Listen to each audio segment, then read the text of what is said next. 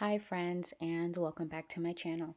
I want to say thank you for your patience and for everyone who has stuck around during my small social media break. It was needed, but I am back and feeling refreshed with a new set of ideas. So today's video is all about toys. So today's video is going to be my top 10 toy category recommendation. And come back because the upload right after this is going to be how we display toys, avoiding toys cluttering and taking over our home, and establishing a toy rotation. So I would like to begin with saying that children thrive in a beautiful and calm environment. So less is more. Now, this might not seem minimal to some of you, and it might seem minimal to others, but for us, this is just right. I can't emphasize enough that there is no correct number. The formula for each household is different. What we have is exactly what we need and what we love. Okay, so my top toy recommendations. Starting off with building blocks, wooden blocks, magnet tiles, knockoff magnet tiles like ours, Legos, train tracks, Grimm's stackable puzzles, building, and more building. This is a big one, so I like to keep about 2 to 3 different choices of building resources in our rotation. The benefits, cognitive benefits, hand-eye coordination, fine motor skills. It teaches early math skills like geometric shapes, spatial awareness, geometry, weight and balance. And not to mention, they're just fun to play with. They're wonderful for creating small world play, and we're going to touch on that next. Next up are figurines, and this is a big one. For us, it is at least. Figurines for role play and small world play. We specifically like animal figures. That's one of the kids' favorite types of toy for role playing, and these do get rotated out. We have a combination of Safari LTD tubes and other knockoffs from Party City. Here we have more Safari LTD and even some from Dollar Tree. My children also love peg dolls, and I create these for my kids, and our collection is growing. So along with it being a fun play activity, role play also builds confidence, communication skills, creativity, and it allows a child to act out real life or fictional roles. Our peg dolls really don't get rotated out. I do have them displayed high up in a shelf just because they do get easily lost, and I invest so much time in making these that I like for them to be accounted for. Now, I do store more of our seasonal peg dolls, so our Thanksgiving peg dolls, Christmas peg dolls, those are stored away for those specific seasons. But here are just some examples of what's in our collection out in the schoolroom right now.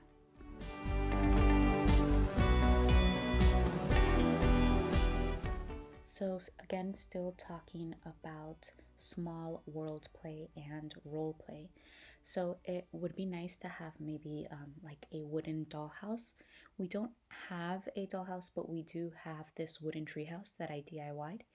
And this is a secondhand find, the Melissa and Doug Medieval Castle. And these are perfect because they're gender neutral, so both my boy and my girls can use them and pair them with all sorts of figures.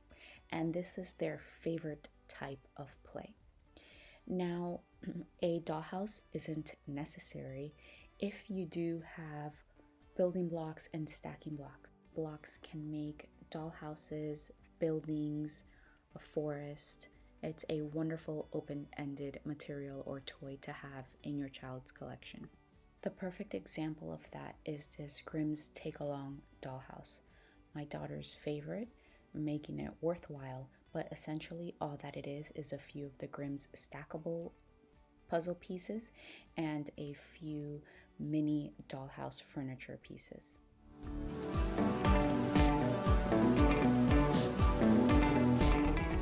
Vehicles, and and this one is my son's favorite, his construction vehicle, and also a wooden tractor that he has.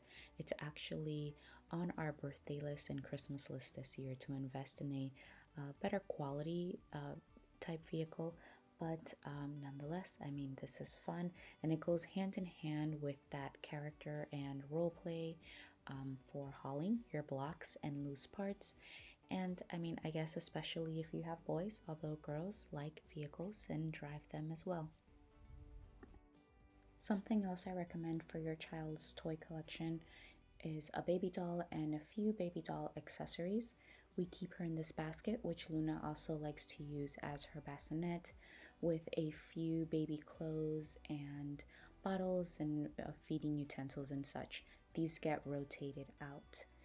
Baby doll play develops social skills, it teaches responsibility, promotes empathy and compassion.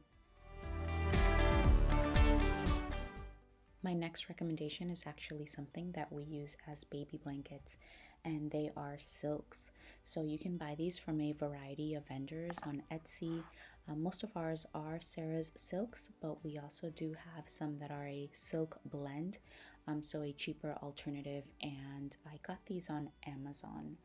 So this is a wonderful toy because again, it's open-ended. It can be used in so many ways. It promotes creativity and imagination. It can be used for dress up, so as capes and skirts, to build forts, play landscapes, use them to decorate our nature table and seasonal shelves, our schoolroom. We use them for circle time, reading time, dancing. But my favorite is using them for birthday traditions. So we use them as a special birthday cape or to wrap presents.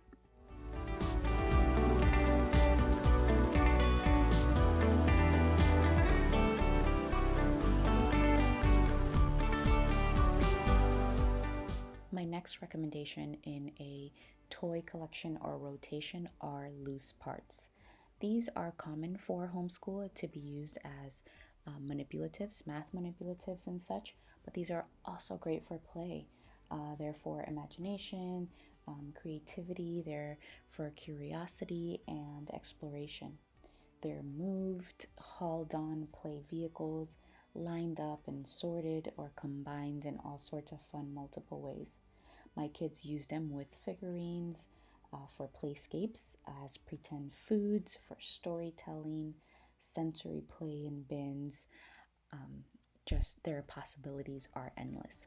Now, I do like to display our seasonal loose parts in this tea box, and I actually found it on Amazon for a few dollars, and it keeps them nicely organized and beautifully displayed. I do like to rotate some of our loose parts, so as you can see right now, I do have a lot of seashells out, but there are some that really just stay year round. I want to add that these shapes and nature cards are a wonderful printable that my preschooler is loving at the moment. They're from a shop called Chicky and Rue, and I'll have them linked down below. We find a lot of our loose parts outdoors, so our twigs and pine cones and most of our seashells are from the outdoors. Whatever you can't naturally find in your area, you can usually find at your local craft store. An added tip is to allow room to grow, and I do that by decluttering often. So it's okay to have an empty basket or two, or an empty cubby or room on the shelf. So something that is important for our loose parts that I always have available in the playroom/schoolroom is this cart of random wooden bowls, baskets, and just other wood pieces. So some are from the outdoors, some are from the craft store. We also keep some little dollhouse furniture pieces in here that the girls use for the treehouse. And yeah, my kids love like just dumping the gems or the seashells in here and stirring it and making pretend stone soup. So highly recommend wooden bowls for your loose parts.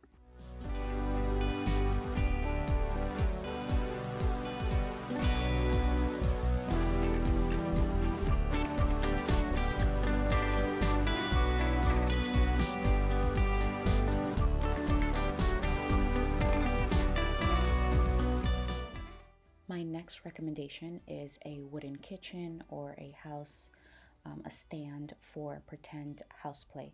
Children love playing different roles and scenarios in imaginative play. Playhouse, kitchen, play store, it gives children an opportunity to imitate situations that they're familiar with. Also for language and communication, as they express themselves in role play or storytelling, and also in naming foods for language development. Planning and organizational skills, as they store their pretend ingredients, pots, and pans in cupboards. Now we do have this wooden IKEA kitchen, which I also scored secondhand, where half of it we store the minimal pretend foods and pots and pans that they have, and the other half we use for their practical life kitchen materials, like actual materials that they'll use for cutting fruits and baking and such. But if you don't have a wooden kitchen or lemonade stand, that's okay. All you need is a table, a few bowls, gems, pretend food, maybe a cash register. We use this setup often, and it's used as a stone soup market or a grocery store or a kitchen or a McDonald's. Use your imagination. And let me remind you that your kids don't need all the toys. They don't need the kitchen and the house and the crib and the lemonade stand and the farmer's market stand. It's what you put in. It's really what you, the parent, the caregiver, creates, the environment and the invitations to play. I'm a homeschool mama. Naturally, my next toy recommendation is going to be something that has an educational value. Y'all must have seen it coming at some point in this video. So, of course, books. We actually only display about 4 to 6 books at a time, and those get rotated weekly. We don't own many books, keeping things minimal, so we do like to use the library as our main resource for books. You'll want a few puzzles. What puzzles depends on the age or skill level. But I really want to put my main emphasis behind art supplies. Art supplies are not something that we are minimalists about. The child is a natural artist and creator, and they so desperately need in their environment a range of creative opportunities, experiences, and outlets.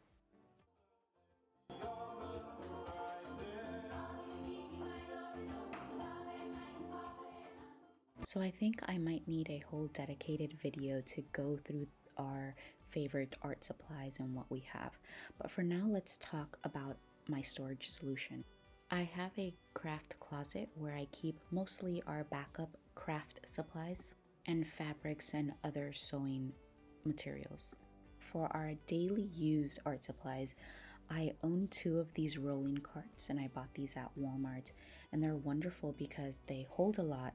I keep them in a little nook, and when we need them, we just roll them out. My next toy recommendation is something that your kid loves. So I keep 3 bins here in this IKEA Trofast. So the bottom bins are a bit bigger, and each of my littles have one.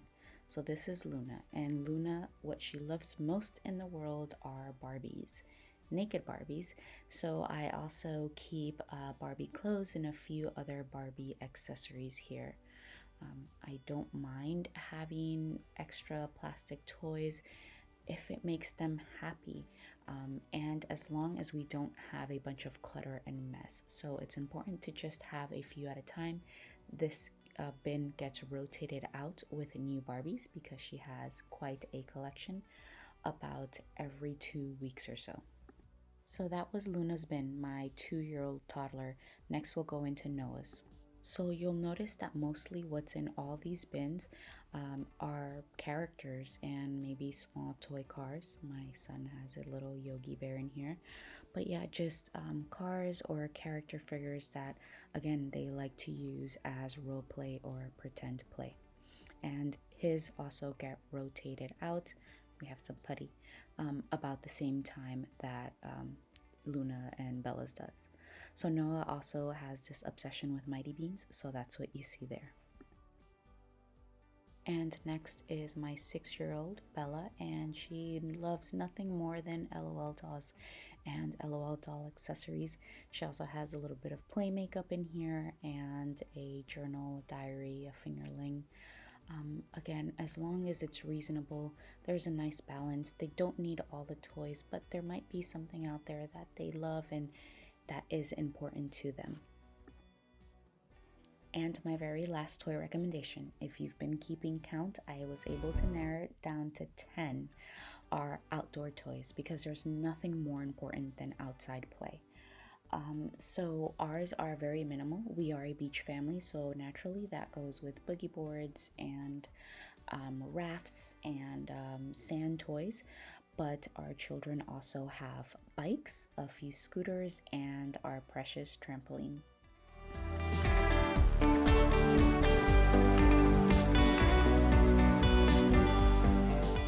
Alright, my friends, I hope that the breakdown of the 10 categories is helpful for you. Remember, you don't need a toy in every category and you don't need to shop name brand. I encourage you to look into buying pre-loved as it's cost effective and beneficial to our environment. Thanks for watching. Please show me your love by giving me a thumbs up, subscribe, and leave a comment down below.